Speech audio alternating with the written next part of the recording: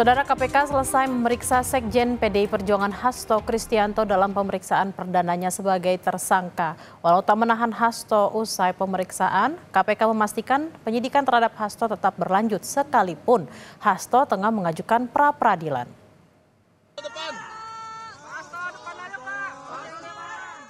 Hasto Kristianto mendatangi KPK untuk diperiksa pada Senin 13 Januari kemarin.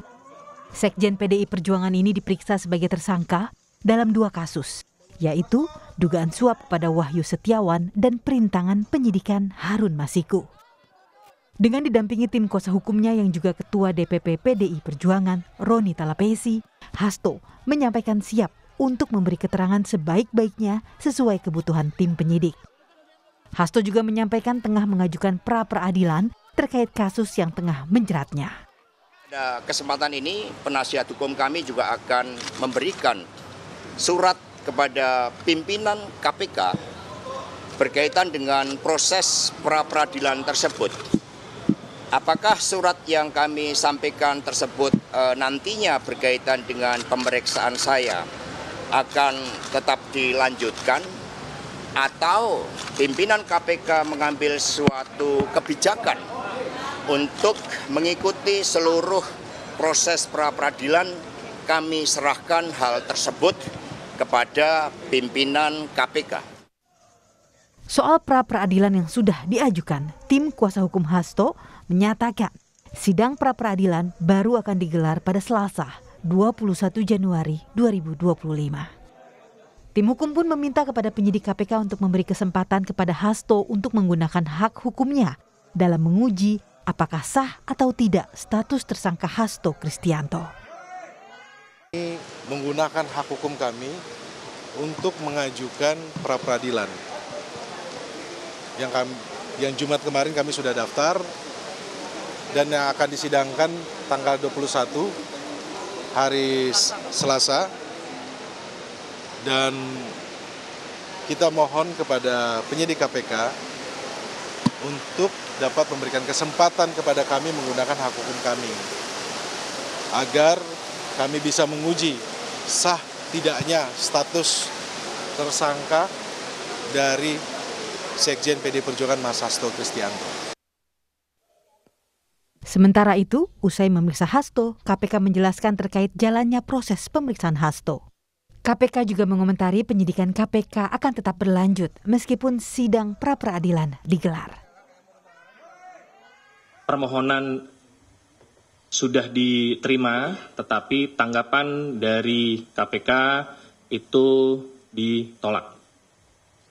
Ya, karena proses peradilan itu merupakan satu ranah tersendiri, ya, dan proses penyidikan itu ranah tersendiri. Jadi ini tidak bisa dicampurkan, tidak bisa disatukan.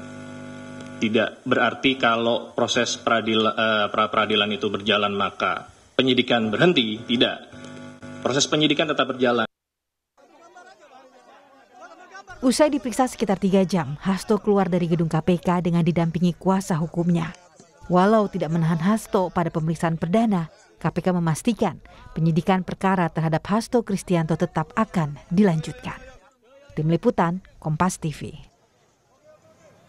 Lebih lengkap pasca pemeriksaan Hasto Kristianto di KPK kemarin, saudara, kita bergabung dengan jurnalis Kompas TV Cindy Permadi di gedung KPK Jakarta. Selamat siang, Cindy. Kemarin Hasto diperiksa selama kurang lebih 3 jam. Dari hasil pemeriksaan apa yang didapatkan KPK untuk menguatkan konstruksi hukum kasus Hasto? Ya Bella, setidaknya KPK bisa menguatkan alat bukti yang sebelumnya sudah dikantongi oleh KPK terkait Hasto dalam kasus yang menjeratnya, yaitu dugaan suap dan perintangan penyidikan. Alat bukti yang diperkuat ini misalnya satu adalah dokumen, catatan, barang bukti elektronik yang didapatkan KPK dari hasil penggeledahan di kediaman Hasto di Bekasi pada pekan lalu. Yang kedua, mengklarifikasi keterangan atau pernyataan saksi-saksi lain yang juga sudah diperiksa. Misalnya kita juga ingat pada pekan lalu KPK sudah memanggil dan memeriksa mantan komisioner KPU Wahyu Setiawan, mantan anggota Bawaslu Agustiani Tio Fridelina, lalu juga memeriksa Hasto untuk di kasusnya sendiri, di 2 kasus tadi, di dugaan suap dan juga kasus perintangan penyidikan. Dan yang keempat adalah terkait pernyataan untuk tersangka-tersangka yang lain. Ini dilakukan untuk melengkapi konstruksi sekaligus berkas perkara agar bisa segera dilimpahkan ke pengadilan.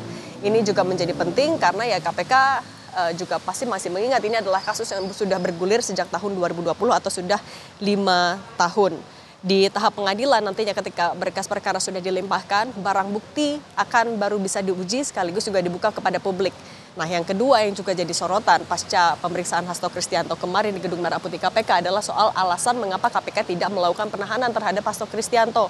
Kalau KPK bilang karena KPK masih butuh waktu untuk memeriksa saksi lain yang tidak hadir dalam pemeriksaan.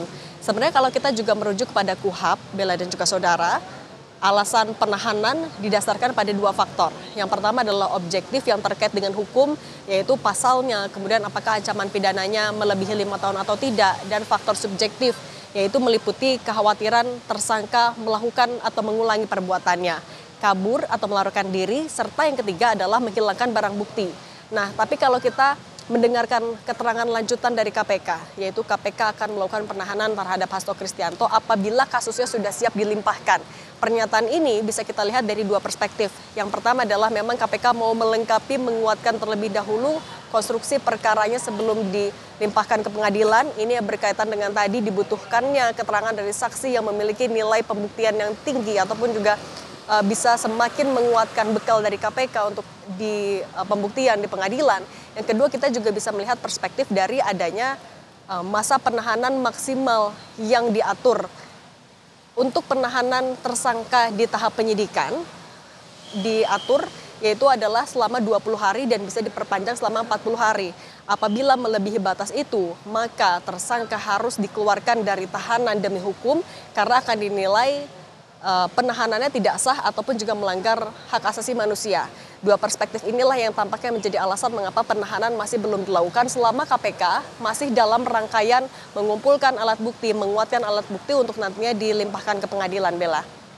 Ini lalu apa langkah KPK selanjutnya? Kita mengingat jadwal sidang pra-peradilan Hasto juga telah disiapkan pada pekan depan. Yang pertama, KPK akan memanggil saksi-saksi yang dinilai punya nilai pembuktian yang kuat tadi. Yang pertama yang disinggung namanya adalah Saiful Bahri. Saiful Bahri ini adalah mantan terpidana dalam kasus yang juga menjerat Harun Masiku. Ia sebelumnya disebut memberikan atau menyerahkan uang suap kepada Wahyu Setiawan secara bertahap. Kemudian yang kedua adalah Maria Lestari.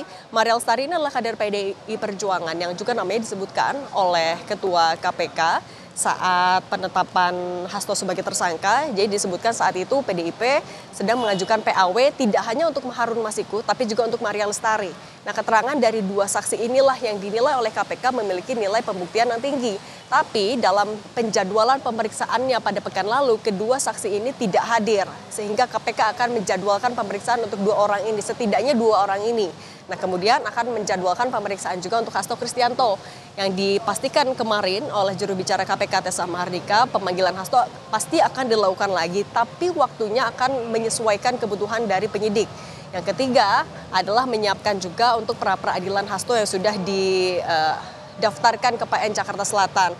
Kalau kita lihat pra-peradilan ini memang adalah hak hukum yang dimiliki oleh tersangka untuk menguji keabsahan dari proses formil, misalnya dari penggeledahan, penetapan tersangka, dan lain-lain. Nah, kalau menanggapi ini, KPK sendiri sudah siap. Bahkan dari sebelum Hasto Kristianto mengajukan pra-peradilan, dari pertama kali Hasto Kristianto ditetapkan sebagai tersangka, KPK sudah menyatakan kesiapannya, termasuk juga memastikan bahwa prosedur yang dilakukan sudah sesuai dan juga profesional, Bella. Baik, kita akan nantikan bersama seperti apa update informasi terkait dengan penanganan pra-peradilan Hasto dan juga seperti apa penyidikan dari KPK terkait Hasto Kristianto dan beberapa saksi yang tadi sudah dikatakan oleh Cindy. Terima kasih Cindy Permadi langsung dari Gedung KPK Jakarta. Selamat bertugas kembali.